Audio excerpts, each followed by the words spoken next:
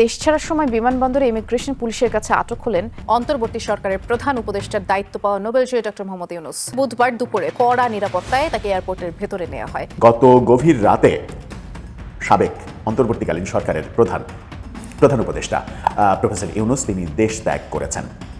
কাতার এয়ারওয়েজের একটি বিমানে তিনি দেশ ত্যাগ করেছেন। আওয়ামী লীগের ওপর থেকে কি তবে উঠতে চলেছে নিষেধাজ্ঞা? সর্বোপরি বাংলাদেশে ফিরতে চলেছেন শেখ হাসিনা। বাংলাদেশে কি ফের একবার আওয়ামী লীগ সক্রিয় হতে শুরু করেছে? এবার কি তবে বাংলাদেশে ফিরতে চলেছেন শেখ হাসিনা? তারেক রহমানকে চাপ দিয়ে খলিলুর রহমানকে পররাষ্ট্রমন্ত্রী করা হয়েছে। আওয়ামী লীগ কোনো কর্মসূচি করতে পারবে না এই বিষয়টা নিয়ে নিষেধাজ্ঞা জারি হয়েছে। এখন সেই নিষেধাজ্ঞাটাও খুব শিগগির উঠে যাবে, যেতে বাধ্য। এটি একটি পর্দার আড়ালের বিশাল ডিল। খলিলুর রহমান শেষ মুহূর্তে টেকনোক্র্যাট কোটায় তাকে পররাষ্ট্রমন্ত্রী করা হয়। এটি অনেকের কাছেই বিনা মেঘে বজ্রপাতের মতো ছিল। মার্চে বাংলাদেশে আসতে পারেন যুক্তরাষ্ট্রের দক্ষিণ ও মধ্য এশীয় বিষয়ক সহকারী পররাষ্ট্রমন্ত্রী পল কাপুর। তার আগে আওয়ামী লীগের কার্যক্রমের উপর নিষেধাজ্ঞার বিষয়ে নতুন সরকারকে সিদ্ধান্ত নিতে হবে। বাংলাদেশের রাজনীতি যে কোনো সময় 360 ডিগ্রি ধরে যেতে পারে। সমস্ত হিসাব নিকাশ ব্যর্থ হয়ে কোনো অঘটন করতে পারে। গণভোটের ফলাফল বাতিল চেয়ে হাইকোর্টে রিট। বিএনপি নেতা হাফিজ সাহেব বলছেন যে গণভোটের আইনগত কোনো ভিত্তি নেই। দর্শক, নতুন একটা নিউজ আপনাকে স্বাগতম। প্রিয় দর্শক, নির্বাচন পরবর্তী সময়ে বেশ কিছু গুরুত্বপূর্ণ খবর নিয়ে আপনাদের সামনে হাজির হয়েছি, যা সারা বাংলাদেশে ঘটে চলেছে। দর্শক, তাই বলবো যারা ভিডিওটি অন করেছেন না টেনে সম্পূর্ণ নিউজটি মনোযোগ সহকারে দেখতে থাকুন, কারণ আজকের ভিডিওটি হতে চলেছে খুবই গুরুত্বপূর্ণ। তো দর্শক, আর দেরি না করে চলুন দেখে আসবো আজকে সেই কাঙ্ক্ষিত ভিডিওগুলো। তবে তার আগে বলবো, যারা প্রতিনিয়ত আপডেট খবর দেখতে চান তাহলে অবশ্যই আমাদের চ্যানেলটি সাবস্ক্রাইব করে পাশে থাকা বেল আইকনটি ক্লিক করে দিন। আর যারা ইতিমধ্যেই চ্যানেলটি সাবস্ক্রাইব করে রেখেছেন তাদেরকে অসংখ্য ধন্যবাদ। তো চলুন দর্শক, ভিডিওটিতে একটি লাইক দিয়ে আমরা ধারাবাহিকভাবে সবগুলো ভিডিওর আলোচনা দেখে আসি।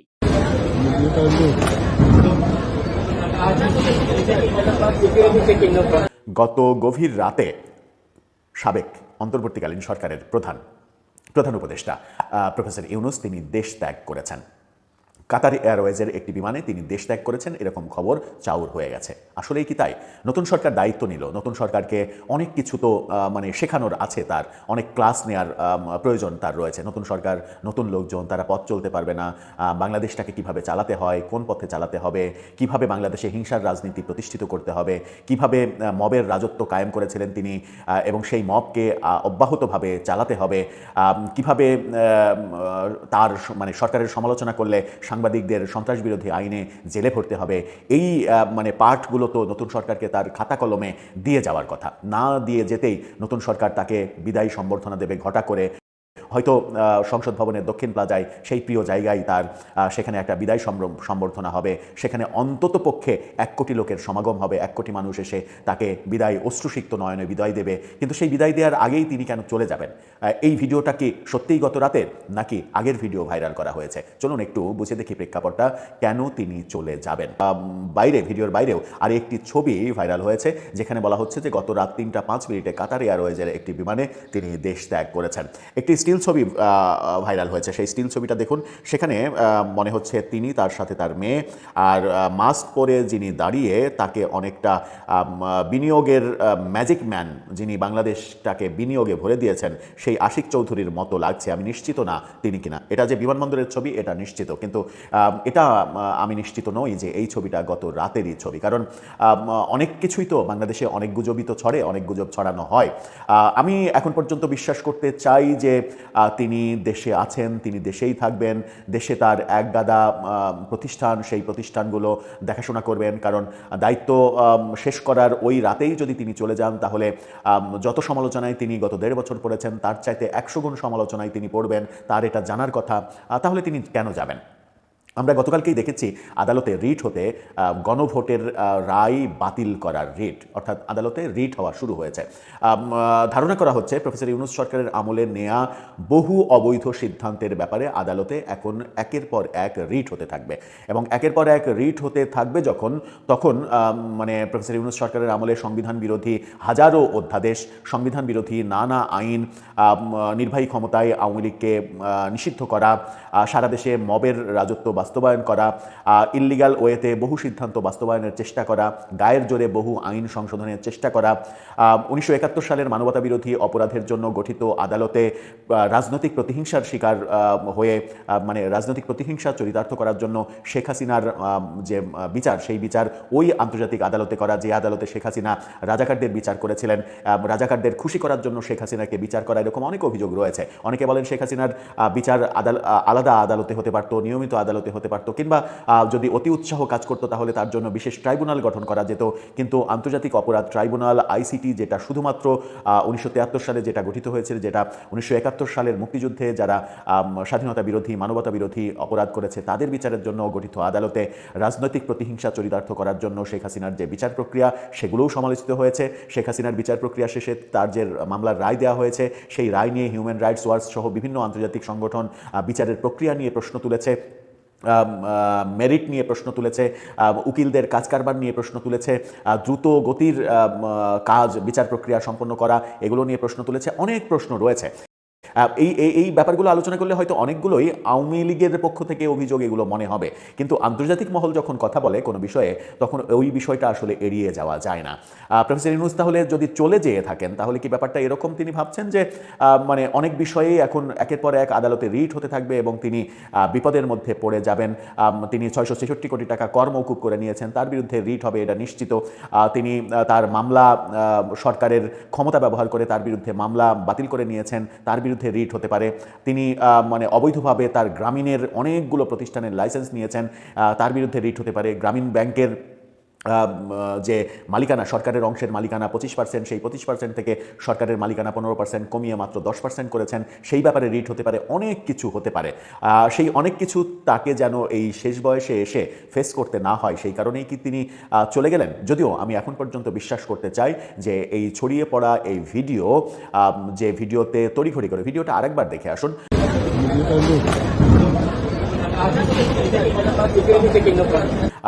যেখানে আমরা দেখছি তড়িঘড়ি করে তিনি লাগেজ ঠিকঠাক করে দ্রুত হেঁটে যাচ্ছেন।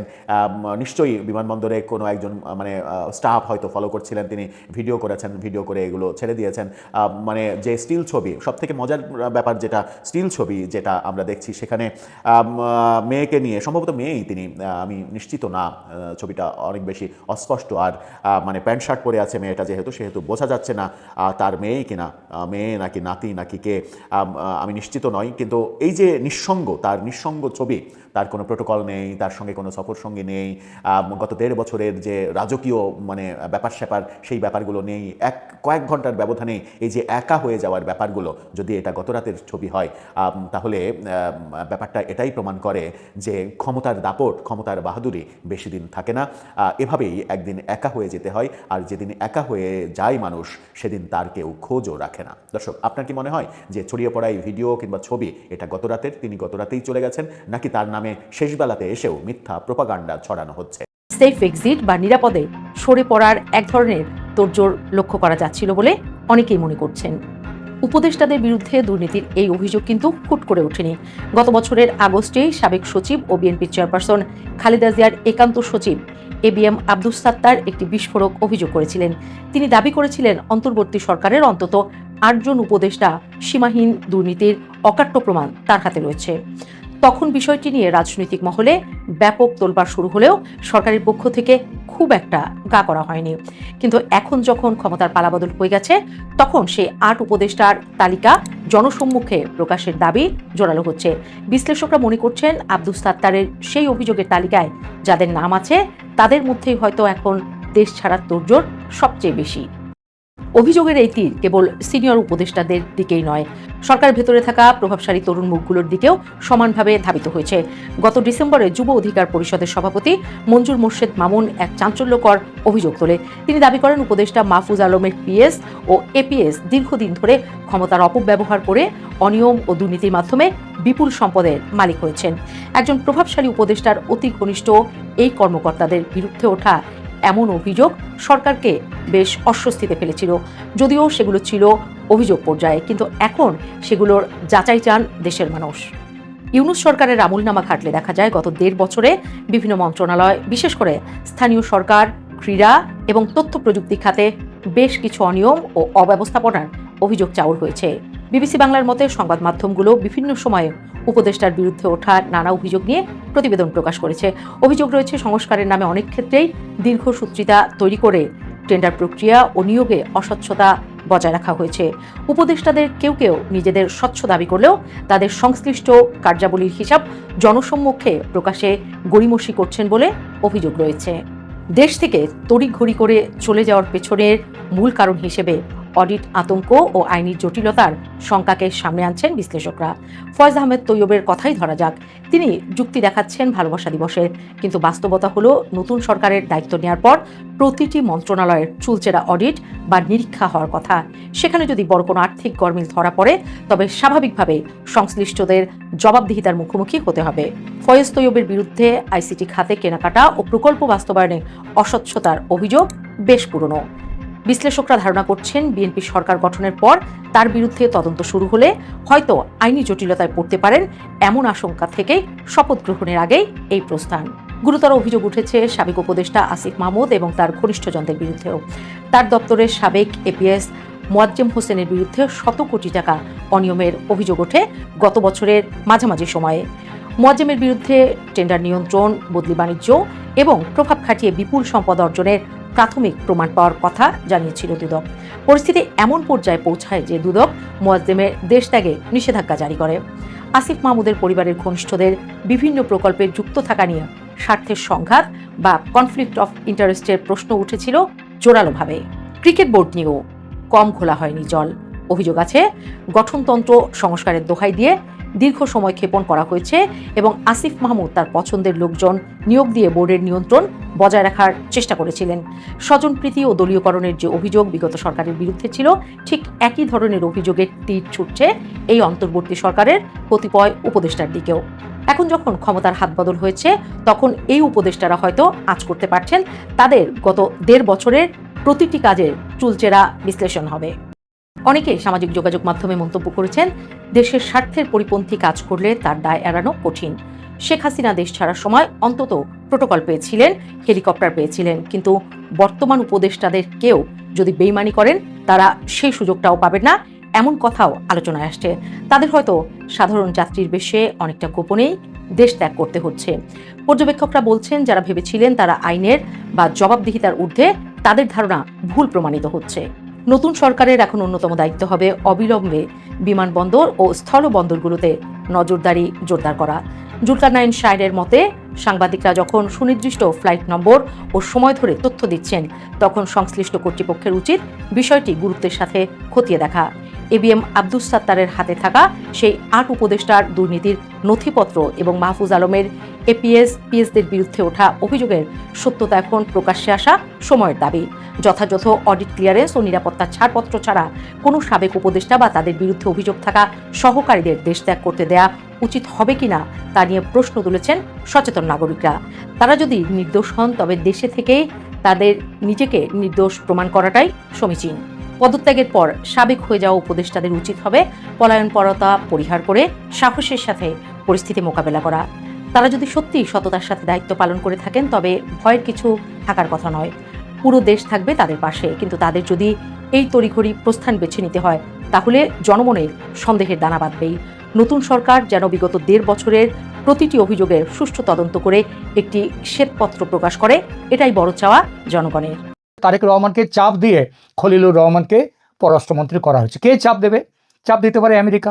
আর কে চাপ দিতে পারে? চাপ দিতে পারে ভারত।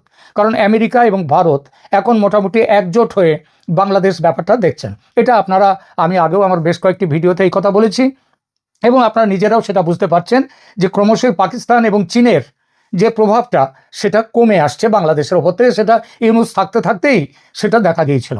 কিন্তু এখন প্রথম কথা আমেরিকার চাপের কথাটা বলি। দেখুন, আমেরিকার নাগরিক হচ্ছেন খলিলুর রহমান। তো সেই হিসেবে এবং গত 1.5 বছরে, মানে তিনি তার পদে আসার পর থেকে আমেরিকার সাথে বাংলাদেশের যোগাযোগ রক্ষার ব্যাপারটা মূলত কিন্তু দেখেছেন এই খলিলুর রহমান। এমনকি তিনি জাতীয় নিরাপত্তা উপদেষ্টা ও ব্যবসা সংক্রান্ত, বাণিজ্য সংক্রান্ত ব্যাপারেও বারবার তিনি আমেরিকা গিয়েছেন, আমেরিকার সাথে যোগাযোগ করেছেন এবং আলোচনায় বসেছেন শুল্ক নিয়ে। এবং শুল্ক নিয়ে আজকে যে চুক্তিগুলো হয়েছে, এমনকি যার মধ্যে গোপন চুক্তিও আছে, যে গোপন চুক্তির রীতিমতো বিরোধিতা করেছে বিএনপি, সেই গোপন চুক্তি করার অন্যতম নায়ক হচ্ছেন কিন্তু এই খলিলুর রহমান। বাংলাদেশে ইউনূস সরকারের পক্ষ থেকে তিনি সেখানে যোগ দিয়েছেন এবং বলা হচ্ছে বিএনপি এবং বাংলাদেশের মানুষ বিশ্বাস করে বাংলাদেশের স্বার্থ বিক্রি করে দেওয়া হয়েছে এবং বিক্রি যিনি করেছেন, এই করার প্রক্রিয়ার মধ্যে যার খুব যোগ ছিল সেই খলিলুর রহমান হচ্ছেন তারেক রহমান মন্ত্রিসভার পররাষ্ট্রমন্ত্রী, যে কোনো মন্ত্রী নয়, পররাষ্ট্রমন্ত্রী। এটা হচ্ছে আমেরিকার দিক। বলা হচ্ছে যে আমেরিকা তাকে রেখে দিয়েছে, এই পদে রেখে দেওয়ার জন্য তারেক রহমানকে চাপ সৃষ্টি করেছেন। এটা হচ্ছে একটা কাজ, যাতে ভবিষ্যতে আমেরিকার সাথে সম্পর্ক ভালো থাকে, এই একটা। দ্বিতীয়ত ভারতের চাপটা দেখা যাক। আপনারা জানেন যে গত বছর সম্ভবত আগস্টে সেখানে খলিলুর রহমান আমাদের ওয়াকারুজ্জামান সেনাপ্রধানকে তাকে দিল্লিতে একটা বৈঠকে, সেটা ভারতের বৈঠক না, একটা আন্তর্জাতিক বৈঠকে দিল্লিতে হয়েছিল, আসবার জন্য বলা হয়েছিল, তিনি আসেননি। কিন্তু তার কয়েকদিন পরে দিল্লিতে আরেকটি বৈঠকে সেখান থেকে খলিলুর রহমান সেখানে চলে গেলেন। সেটা কিন্তু আন্তর্জাতিক বৈঠক ছিল না, সেটা ভারতের জাতীয় নিরাপত্তা উপদেষ্টা অজিত ডোভাল, আমেরিকার কয়েকজন তাদের এবং এদের সাথে একটা বৈঠক। সেই বৈঠকে কিন্তু ডোভালের সাথে বৈঠকে কিন্তু চলে গেলেন খলিলুর রহমান এবং তার 2-3 দিন পরেই আবার তিনি গেলেন দোহাতে গিয়ে সেখানে তিনি বৈঠকে বসলেন এবং সেখানেও ভারতের প্রতিনিধিরা ছিলেন। ফলে মনে করা হচ্ছে যে ভারতের সাথে অন্তত জাতীয় নিরাপত্তা, পররাষ্ট্র ব্যাপার, এইসব ব্যাপারে খলিলুর রহমানের একটা সমঝোতা কিংবা একটা বোঝাপড়ার একটা জায়গা তৈরি হয়েছে, যেরকম বোঝাপড়া তারেক রহমানের সঙ্গেও ভারতের হয়েছে এবং এর ফলেই খলিলুর রহমানকে এমন একটি গুরুত্বপূর্ণ পদে বসানো হলো। তৃতীয়ত, যেটা সবথেকে আরও অন্যতম বড় কারণ, সেটা হচ্ছে খলিলুর রহমানের বিরুদ্ধে ছিল বিএনপি প্রথম থেকেই, এটা কোনো গোপন কথা নয়। কিন্তু গত বছর যখন চলে গেলেন ডক্টর মোহাম্মদ ইউনূস, লন্ডনে গিয়ে দেখা করলেন তারেক রহমানের সাথে, বৈঠক করলেন, সেই বৈঠকে ডক্টর মোহাম্মদ ইউনূসের সঙ্গে ছিলেন তিনি আবার খলিলুর রহমান। অর্থাৎ খলিলুর রহমানের সঙ্গে কিন্তু তখন থেকে যেটাকে একটা তালমেল বিএনপি নেতৃত্ব, বিশেষ করে তারেক রহমানের সঙ্গে তখন থেকে শুরু হয়েছে। এবং একটা জিনিস লক্ষ্য করে, এটা হচ্ছে একটা বড় কারণ, এই 3টে কারণ, অর্থাৎ এই 3টে কারণেই খলিলুর রহমানকে পররাষ্ট্রমন্ত্রী। কিন্তু এর বাইরেও আরও একটা বড় কারণ আছে। খলিলুর রহমান একজন টেকনোক্র্যাট এবং তিনি পররাষ্ট্র বিষয় ইত্যাদি সম্পর্কে তার অভিজ্ঞতা খুব বেশি। রোহিঙ্গা সমস্যা, যেটা বাংলাদেশের একটা খুব জাজ্জল্য, খুব একটা বড় সমস্যা, সেই সমস্যাটা নিয়ে নাড়াচাড়া করছেন, দেখাশোনা করছেন খলিলুর রহমান প্রথম থেকে। ফলে আগামী দিনে রোহিঙ্গা সমস্যা মেটাতে গেলে তাহলে খলিলুর রহমানের ভূমিকার একটা বড় অবদান থাকবে, সেই জন্য খলিলুর রহমানকে নিয়ে আসা হয়েছে এই পদে। আর এর বাইরে আরেকটা সম্ভাবনার কথাও অনেকে বলছেন। আপনারা তো জানেন যে এই সামান্য কিছুদিন আগে, মাস 1.5-2 আগে, একটা বাংলাদেশে একটা সামরিক কূ তৈরি করার কথা হচ্ছিল। সেটা হচ্ছে একটা বিশেষ পোস্টিং নিয়ে। এই পোস্টিংয়ের একটা দিকে ছিলেন ডক্টর মোহাম্মদ ইউনূস, ছিলেন খলিলুর রহমান, এরা ছিলেন, আর একটা তার বিরোধিতা করেছিলেন ওয়াকারুজ্জামান সেনাপ্রধান। এই যে পদে, এবং তখন থেকে এর আগে থেকেই ওয়াকারুজ্জামানের সাথে খলিলুর রহমানের একটা সংঘাত আছে, কারণ তিনি জাতীয় নিরাপত্তা উপদেষ্টা হিসেবে তারও বেশ কিছু ক্ষমতা ছিল, যেটাকে মনে করেছিলেন ওয়াকারুজ্জামান তার ক্ষমতার সাথে সাংঘর্ষিক, এবং সংঘর্ষ তাদের মধ্যে হয়েছে। তো এই সব ব্যাপারে তাহলে কি এর মধ্যে দিয়ে ওয়াকারুজ্জামানকেও একটা চাপে রাখার জন্য কি খলিলুর রহমানকে এই পররাষ্ট্রমন্ত্রীর জায়গায় নিয়ে আসা হলো? হতেই পারে, কারণ এটাও একটা, তারেক রহমান তিনি তার হাতে একটা তাস রেখে দিলেন, যেটা সেনাবাহিনীর সেনাপ্রধানের ওপরে চাপ দেওয়ার ক্ষেত্রে যে তাসটা তিনি লাগাতে পারবেন।